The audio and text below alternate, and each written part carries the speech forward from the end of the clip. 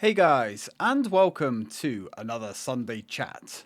I mentioned that I would try and do more of these, but unfortunately time can be a pretty harsh mistress. While I won't commit to doing these every Sunday, I do want to try and do them more frequently. Anyway, this week I want to share my thoughts on the newly unveiled Switch 2. I'm genuinely curious about it. This seems like it's going to be a much bigger leap than I initially expected. The hardware looks impressive, and I think the price, it's somewhere around what I thought it would land. Maybe £50 more. Saying that, in the UK it's £400. It's a lot of money, of course, but it's not too bad, I think. I think it's okay. I think it's going to be a problem for some. Possibly. You get a lot for your hardware, along with some pretty cool features. It's going to be a system that will be with you for 10 years or so if you buy it at launch. So you've also got to bear that in mind. £400 now, but you're going to have it as long as there's no hardware features. Looking at you, Switch 1, with your dodgy Joy-Cons. Yeah, I think it's a decent investment if you're into the Nintendo stuff. The chat system on it looks really cool. The fact that there's now a C button on the Joy-Con and you can push that and you can open up almost like a Discord overlay type thing, and you can buy a camera for it, and it can do like some green screen effecting, which I'm sure is powered by the Nvidia chip that's on it. Obviously, same as what's happening with my webcam here, actually. Which is cool. I don't know how many people are going to run out and buy the camera accessory, because we know camera accessories don't really do very well on consoles. Kinect, notwithstanding. I mean, technically, the first Kinect did really well, but then trailed off pretty quick. But I thought the Kinect was shit anyway. And I thought the Kinect 2 was even shitter. But there we go. It's going to be interesting because you've actually got that functionality built into the controller, so you can pull that up at any time. It's odd that the microphone is actually on the Switch. It's actually on the top of the Switch. So if this is docked, you know, like you would assume it to be, and it's 10 feet away from you on some sort of entertainment system, apparently it's going to be able to noise isolate and still capture your voice perfectly with the sound of the TV and everything. Push X to doubt on that one. We'll see. We will. Yeah, I think they would have been better off just having like a dedicated microphone on a headset. Maybe that's a feature they'll integrate. I'm not sure. But the problem also with having a C button on the controller to bring up the chat interface, as some other people have mentioned, this chat feature is free for a year. And then, right, then you've got to pay for it. It's going to be included with your online subscription. And that reminds me, I'm still paying for my Nintendo subscription on my Switch, which I really need to cancel because I haven't touched this really since last July. There's a reason for that. I don't know how I feel about this. It makes sense because it looks like a pretty cool in-depth feature. But that means there's now an actual button on the controller that's going to cost money to use. Hey, Nintendo, am I right? Anyway, I find myself questioning the value of the system as a whole. To be fair, I'm pretty sure almost everybody that's going to buy the system is going to have an online subscription. So maybe that is a bit of a moot point, but it is a strange feature. And the fact that cloud saves are still hidden behind a paywall as well. In 2025, Nintendo's still doing it. I mean, I guess they don't have the money that Sony, Microsoft, and... Wait, Steam does it for free? Well, you know, I guess that's another thing we can chop up to Nintendo being Nintendo. Yeah, bit odd, bit of an odd decision, that one. Very strange. Well, I mean, I don't really use my Switch anymore. As I was going to allude, the Switch actually was my favorite handheld system ever, and I was actually surprised how much I enjoyed it. And when I first bought it, it was like transformative. I thought I couldn't imagine anything being better than the Switch. I spent a fortune on this thing. I've got the MOBA pads on here. These are like the best Joy-Con replacement controllers you can buy. They are expensive. They're sadly not going to be compatible with the Switch 2. These are like 80 odd pound or something. Micro switches, Hall effect analog sticks, replaceable faceplates, and replaceable D-pad. Everything you could possibly want in one really cool replacement Joy-Con killer thing, whatever you want to call it. Awesome. Before that, I also bought the Nitro deck. Don't buy this if you've got big hands. This is actually really bad because there's an awful lot of travel on these.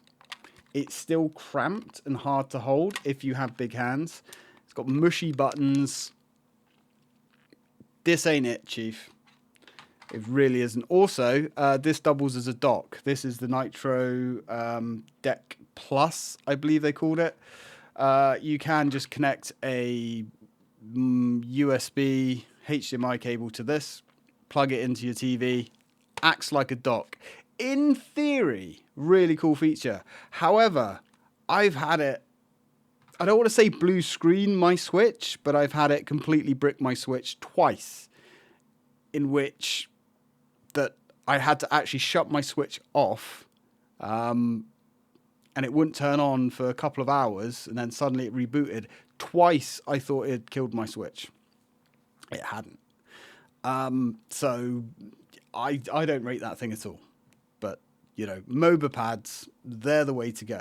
But the reason I don't use my Switch anymore is because they brought out the only thing that I could have possibly envisioned being better than a Switch is a handheld PC in your hand. ROG Ally. This isn't for everybody, right? It's not a plug and play, and the system itself is expensive. But for me personally, the Switch or any Nintendo handheld just cannot compete with this, because this isn't a walled garden like the Nintendo system. This is a decent PC, not the most powerful thing in the world, but good enough. I mean, I've played Indiana Jones on this. I've played Avowed on this. I've played a lot of Nintendo games on this. And I've played all my old PlayStation 1 games. I've played PlayStation 2 games on this. You name it, I've played it on there. Pretty much. Within reason. Asterix. For me, that's perfect.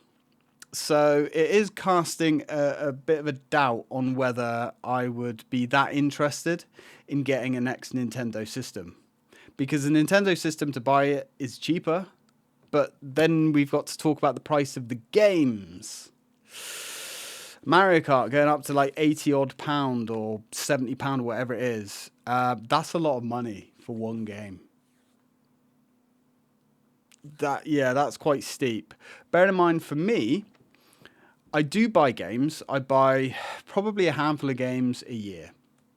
Usually they're indie games from Steam or Resident Evil. I buy Assassin's Creed every year for my partner. I buy Resident Evil.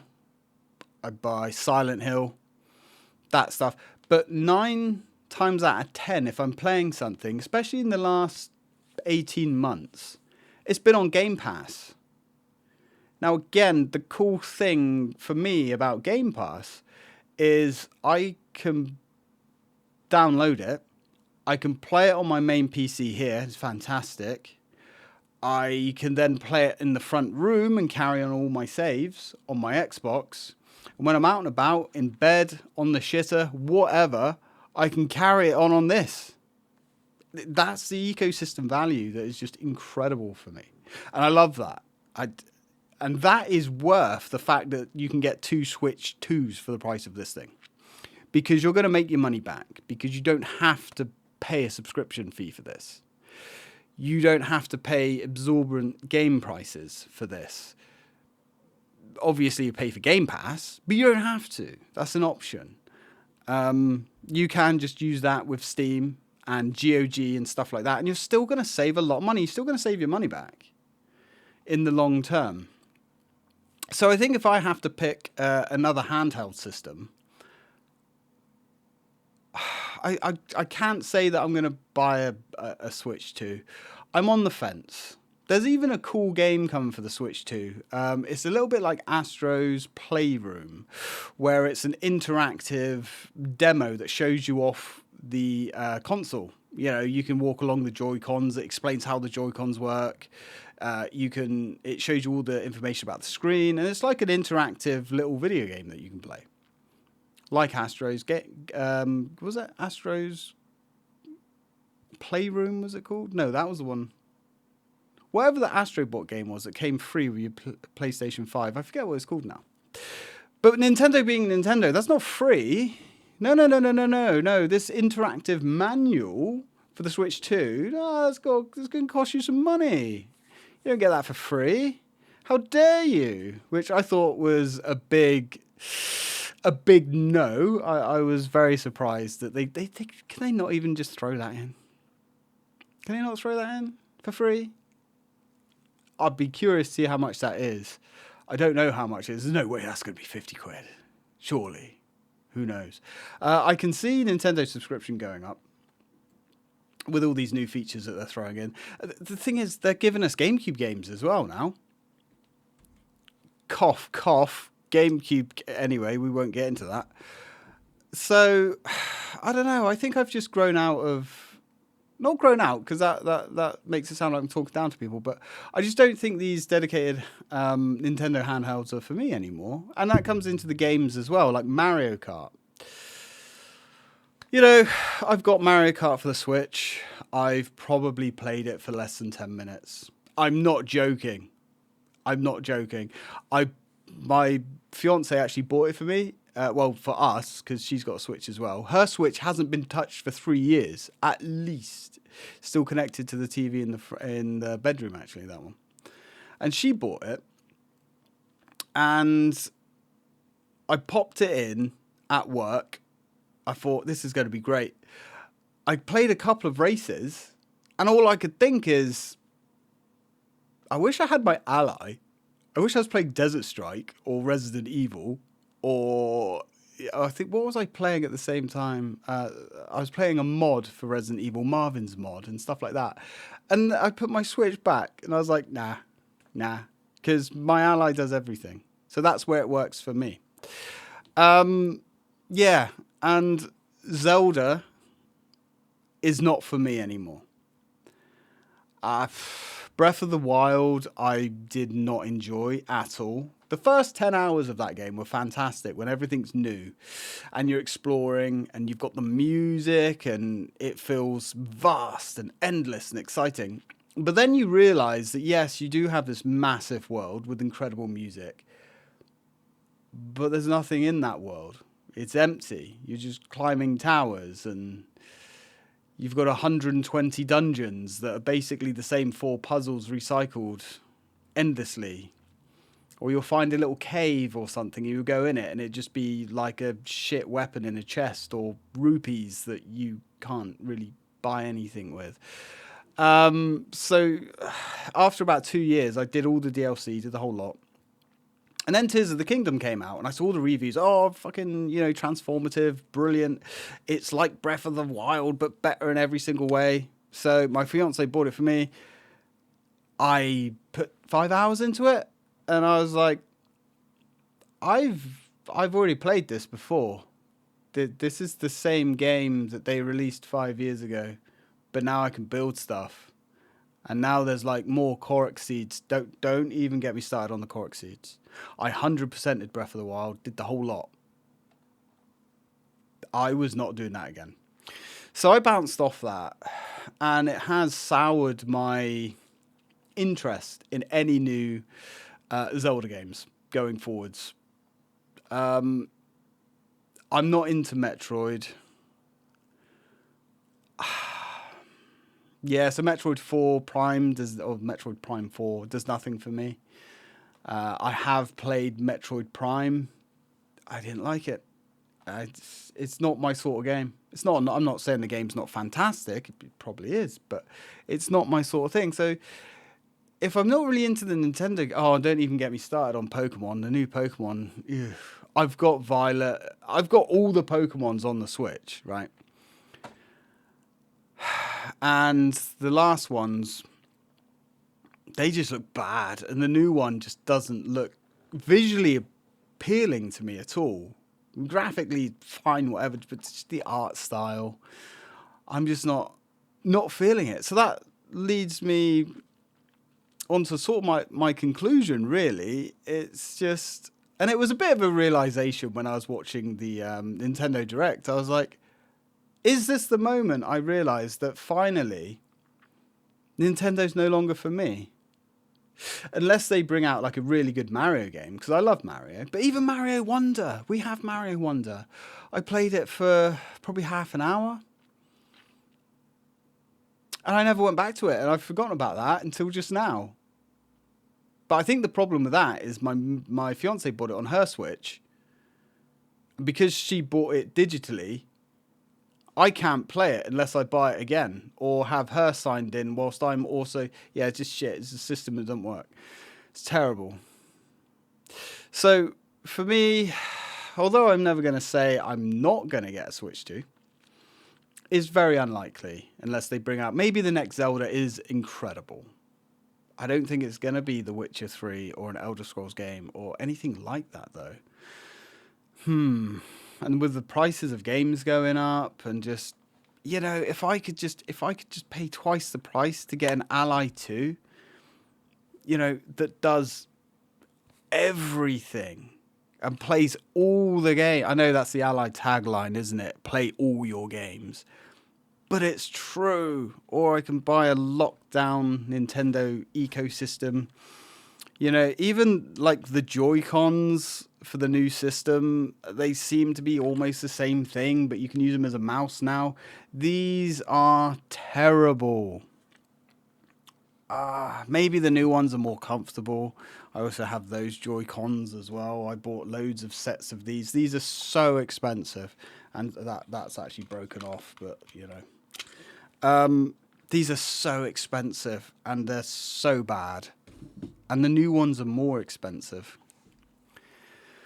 So I think it's just going to be a wait and see what happens with the Switch 2. I am excited because it's new hardware and it's cool and it does do a lot of things that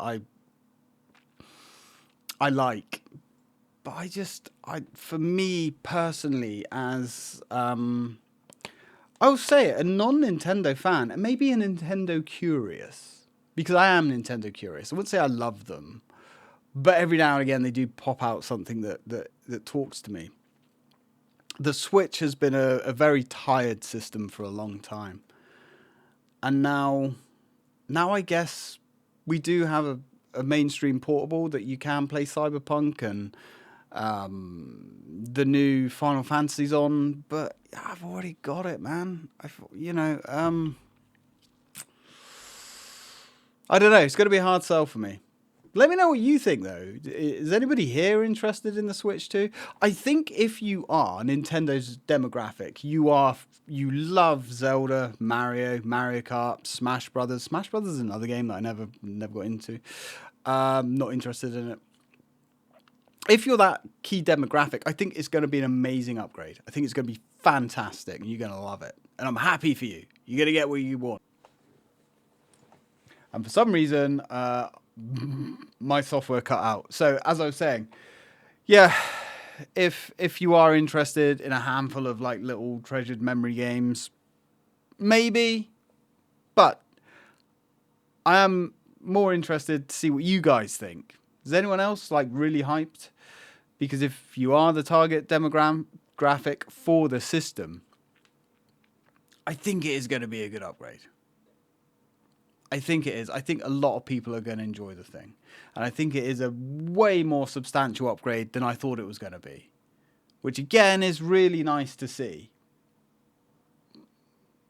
But time will tell. Anyway, thoughts down below. If you did enjoy this video, please throw me a like. It does help the channel out. And I'll see you in the next one.